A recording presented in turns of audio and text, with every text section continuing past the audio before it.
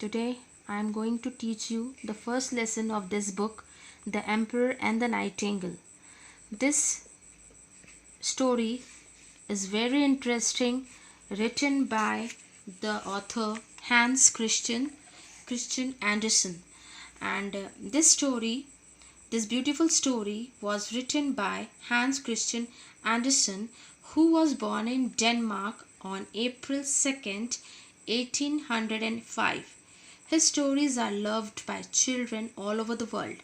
The Emperor's New Clothes and Thumbelina are two of the best fairy tales written by him.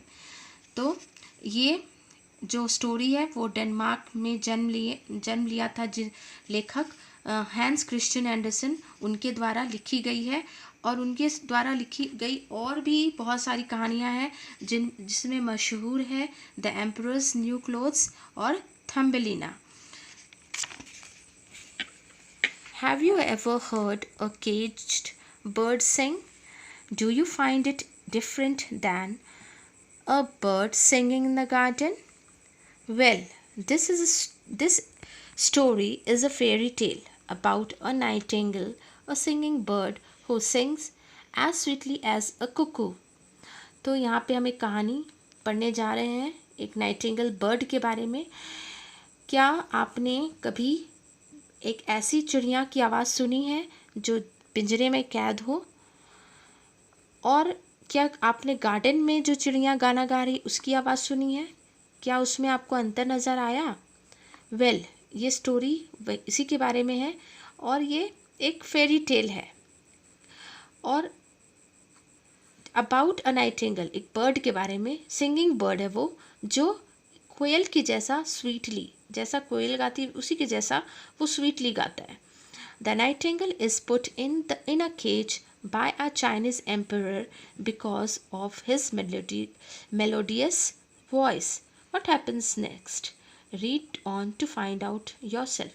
तो इस story में Chinese emperor जो है वो क्या करता है, सम्राट बोलते हैं उसको, चाइना का जो सम्राट होता है उसको चाइनीज़ एम्परर कहते हैं। उसने नाइटिंगेल बर्ड को केज में डाल दिया ताकि वो उसकी सुरीली आवाज़ को सुन सके। तो चलिए स्टोरी को पढ़ते हैं। Long ago in the land of China there lived an emperor. तो बहुत पहले की बात है, बहुत पुरानी बात है कि एक चाइना यानी चीन के धरती पर एक राजा सम्राट रहा करता था। He had a majestic palace. उसके पास एक बहुत ही विशाल बड़ा पैलेस था, महल था। Behind the palace there was a huge forest and a nightingale lived in it. उस पैलेस के पीछे एक बड़ा विशाल जंगल था और उसमें नाइटिंगेल बर्ड रहा करती थी। The nightingale sang so melodiously that it was known for far and wide. इतना सुरीला गाता था वो नाइटिंगेल बर्ड कि उसकी जो आवाज़ है उसके बारे में दूर दूर तक उसकी आवाज़ मशहूर हो गई थी। People even wrote books about it, और बहुत सारे लोगों ने तो उसके ऊपर एक बहुत सारी किताबें भी लिख डाली। What is this nightingale? Why I know nothing about it. तो जब चाइना के जो एम्परर है उन्होंने जब ये किताब पढ़ी तो उन्होंने ये अपने आप से सवाल किया कि अभी तक मैं इस नाइटिंगेल बर्ड के बारे में कैसे नहीं जान पाया, ये नाइटिंगेल क्या है। One day the emperor red one of the books and wished to see the bird singing. और उस बर्ड, जब राजा ने इस किताब को पढ़ा, सम्राट ने, एम्परर ने, तो क्या विश किया कि वो भी चिड़िया के नाइटिंगेल बर्ड के गाने को सुन सके। The emperor ordered his man to bring the nightingale to the palace. तो द एम्परर यानी सम्राट ने क्या आज्ञा दिया अपने आदमियों से कि जंगल जाकर उस नाइटिंगेल बर्ड को पैलेस लेके आओ। देयर इट इज, देखो in the picture also you can see the emperor's men went to the jungle, the forest, and फिर क्या किया उन्होंने, देयर इट इज, और उन्होंने नाइटिंगेल बर्ड को पैलेस लेके आया। Only a kitchen maid had seen the nightingale, so she took them to the bird. तो महल में जो खाना बनाती थी, किचन में जो काम करती थी, उसने सिर्फ नाइटिंगेल बर्ड को देखा था, इसीलिए वो खुद बर्ड को लेने के लिए राजा के आदमियों के साथ जंगल यानी फॉरेस्ट गई। The kitchen maid asked the nightingale to come to the palace with them. और वो जो किचन मेड थी उसने उससे नाइटिंगेल बर्ड से आग्रह किया कि तुम पैलेस चलो। Why have you come here little girl, our emperor wishes you to sing before him. तो चिड़िया ने कहा, नाइटिंगेल बर्ड ने कहा कि तुम यहाँ क्यों आई हो छोटी लड़की। तो राजा की तुम्हारी आवाज़ सुनना चाहते हैं, ये किचन मेड ने कहा। The nightingale agreed to go to the palace with them. तो चिड़िया तैयार हो गई पैलेस जाने के लिए। The nightingale sang so melodiously that tears came into the emperor's eyes। Nightingale bird के गाने को सुनकर इतनी सुरीला वो गाता था कि उसे सुनकर राजा की आंखों में आंसू आ गए। Now I can hear you sing every day। तो अब मैं रोज़ तुम्हारी आवाज़ सुन सकूँगा। और उन्होंने क्या किया राजा ने? He ordered his men to put the nightingale in a fancy cage। और उसे एक फैंसी सुंदर सा पिंजरा में बंद डालने की आज्ञा दी अपने आदमियों से। After some days later, a messenger brought a present from the king of Japan।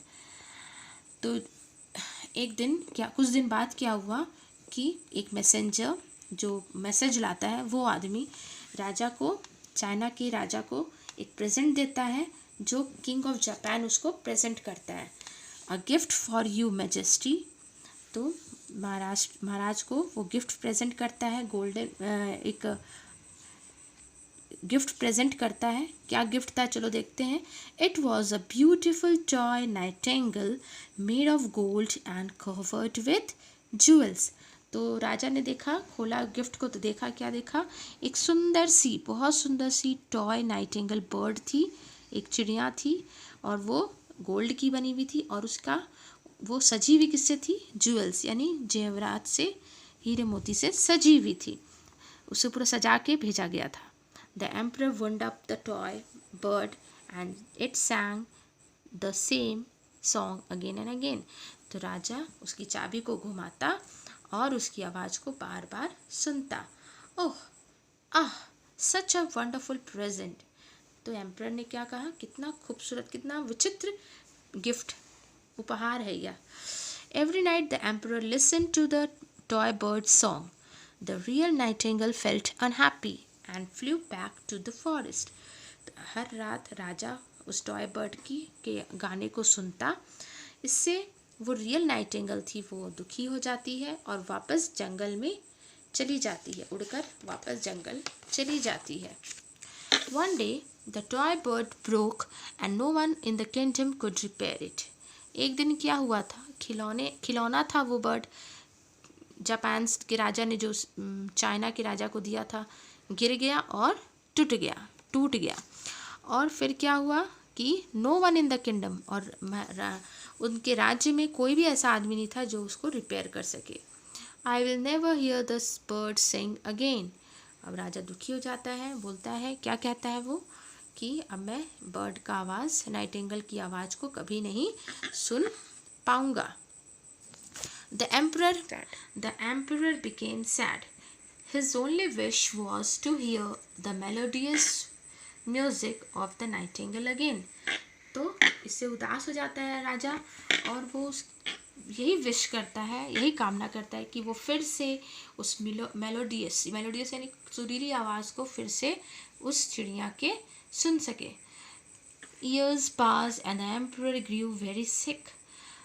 तो जैसे जैसे समय बीतता गया, साल पार हुए, राजा बीमार पड़ता गया।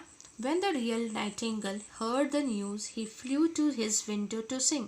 जब रियल नाइटिंगेल जो नाइटिंगेल बर्ड था, जब उसने ये न्यूज़ सुनी, समाचार सुना, तो वो वापस राजा की खिड़की पर आकर बैठ जाता है और गाना गाने लगता है। Every day the bird sat on the window and sang sweet songs for the emperor. और रोज़ वो बर्ड विंडो पे आता है और राजा को गाना सुनाता है। ही रिकवर्ड वेरी सून। और राजा ठीक हो जाता है, जल्दी ही ठीक हो जाता है। The emperor pleaded the king the nightingale to come back to the palace and stay in the cage.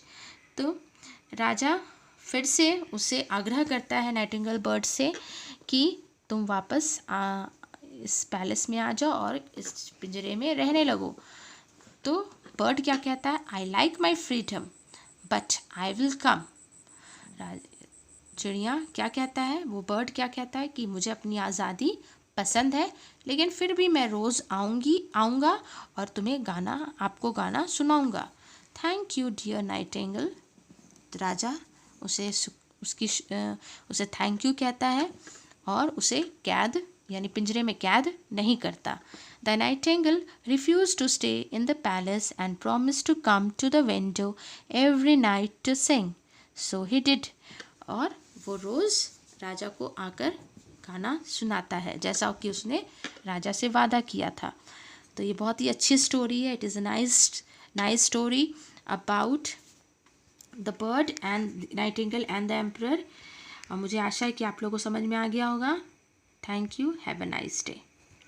मैंने इस लेसन का क्वेश्चन आंसर भी डिस्कस किया है एक अपने वीडियो में। आप लोग उसे भी देखें और क्वेश्चन आंसर अपनी कॉपी में कीजिए। Thank you.